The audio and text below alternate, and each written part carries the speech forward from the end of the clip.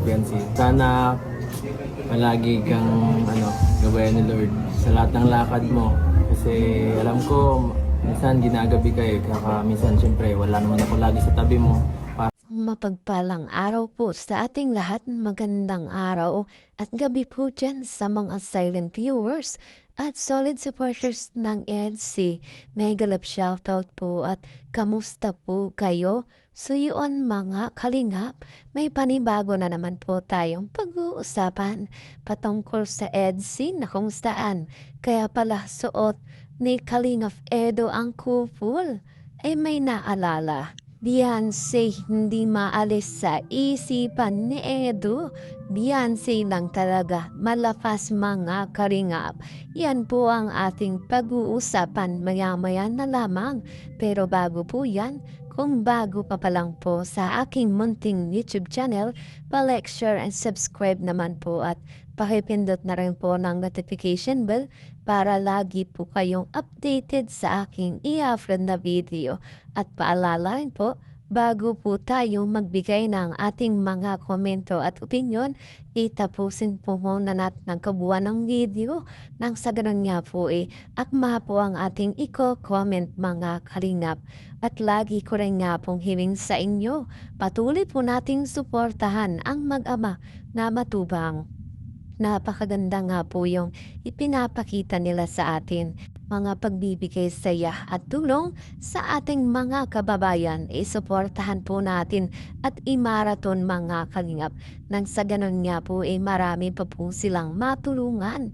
Lalong-lalo na nga po dyan yung mga kapos sa pangailangan, imalinga po nila. At syempre, huwag po nating kalimutang suportahan ang kanilang may bahay. Walang iba kundi sina Ate Edna Vlogs at Jackie Tafia. Wag po sana tayong magsasawang sumuporta, mga kalingap. So yan mga kalingap, balik tayo sa ating pag-uusapan ngayong araw. Kaya pala suot ang couple, Papa Eds may naalala. Beyonce hindi maalis sa isip ni Edu. Beyonce lang talaga, malakas mga kalingap. At grabe nga po, napanood natin sa live ni Kalingap Edo na kung saan talagang pinagmamalaki niya yung kanilang picture ni Beyonce na kung saan ay hiningi niya ito kay Beyonce mga Kalingap. At syempre talaga namang hindi malimutan ni Papa Eds itong si Beyonce natin. Lalo na ngayon talaga namang lagi niyang nakikita itong larawan ni Beyonce sa kanyang kwarto mga Kalingap. Shout out, support po natin. Shout out guys sa NCK supporters. Andito po siya Kasama natin siya ngayon. Shout out Tita Imelda. Tita Imelda Gunner. At yan, grabe nga po yung ngiti ni Papa Eds habang pinapakita niya yung picture nila ni Beyonce. Talaga namang tuwang-tuwa siya mga kalingap at talagang ipinagmamanapin niya ito. Ganun talaga itong si Papa Eds natin kamaalaga dito kay wifey Beyonce natin at talaga namang labis pa nga po ang pag-aalala nito kay Beyonce lalo na nga po sa kanyang pag-aaral na kung saan ay ginagabi nga pong umuwi itong kanyang wifey Beyonce. At syempre alam naman natin mga kalingap, itong si Papa Eds hindi nga po niya laging mababantayan mahatid sundo itong si Beyonce dahil meron din po siyang mga benepisyaring pinagtutuunan ng pansin mga kalingap at yung kanyang mga pagbablog talaga namang kailangan niya rin itong puhusan mga kalingap dahil dito rin po siya kumukuha ng kanyang mga inaabot dito sa kanyang mga beneficiary na kung saan ay talaga namang labis nga po ang tuwa at tinahangaan ng mga tao itong si Papa Eds natin talagang may dugong pagtulong talaga sa mga kababayan nating nangangailangan dahil tulad na nga po ng kanyang pinsan ay talagang sumunod siya sa yapak nitong kanyang pinsan na si Kalinga Prab. at Kuya Bal mga kalingap kung kaya hanggang sa ngayon ay patuloy nating suportahan palagi ang kanilang vlog ni Kalingap Rab, Kuya Bal at ganun din po kay Papa Eds mga kalingap. Huwag po nating kalimutang i-marathon at panoorin palagi ang kanilang vlogs nang sa ganun ay patuloy nga po silang makapagbigay ng tulong sa mga nangangailangan. Meron man nga pong isyong nangyayari o nagkakata po ngayon kay Papa Eds ay alam naman natin yung mga katotohanan o yung totoo mga kalingap.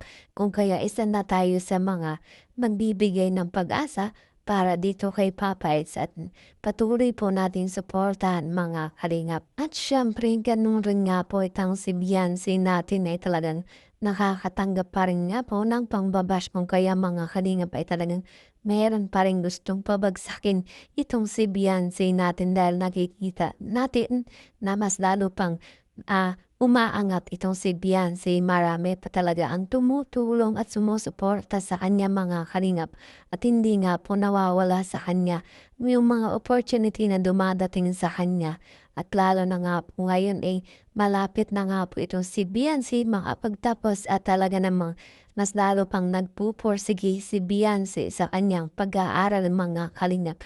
At hindi na nga po pinapansin na lamang yung kanyang mga bashers bagkus ay medyo nasanay na rin siya mga kalingap. At dahil nga po dito ay sa tulong na rin ni Kalingap Edo at talagang pinapalahas ni Papa Eds yung kanyang loob mga kalingap. Dahil si Papa Eds natin nakikita nating wala na nga rin pong pakialam sa kanyang bashers. Ang tanging gusto niya lamang ay makatulong sa kapwa, sa mga beneficiary. At yun nga po ang kanyang hiling sa kanyang sarili mga kalingap. Magtulong o magbigay ng tulong sa mga nangangailangan. Kahit nga po nakikita natin na si Papa Eds merong pinagdadaanan sa buhay at talagang hindi niya pa rin inaalpas ang tulungan yung kanyang mga beneficiary at kahit nakikita natin siyang hirap minsan mga kalingap. Kung minsan pa nga po ay talagang hindi niya maitago talagang nailalabas na yung kanyang mga saloobin mga kalingap na talagang makikita natin na talagang nagpupursige at nakikita natin medyo nahihirapan ditong si Edo natin. Sa ngayon mga kalingap, maniwala na lang tayo sa magagawa pa ni Papa Eds sa pagbigay ng tulong at ganan rin nga po kay Beyonce natin na alam natin at nakikita natin kay Beyonce na malayo pa nga po ang kanyang mararating sa buhay at alam nating mas maging successful ito balang araw at yan nga po ang ipagmamalaki niya sa kanyang sarili pagdating ng araw na magkaroon siya ng pamilya. At dahil nga po din dyan ay talagang sobrang support ng kanyang pamilya dito kay Beyonce dahil lamang nga po sa kanya ay nagbago ang kanilang buhay. Siyempre lalong-lalo na nga po sa tulong din ni Kalingap Rab at ni Kuya Bal mga kalingap.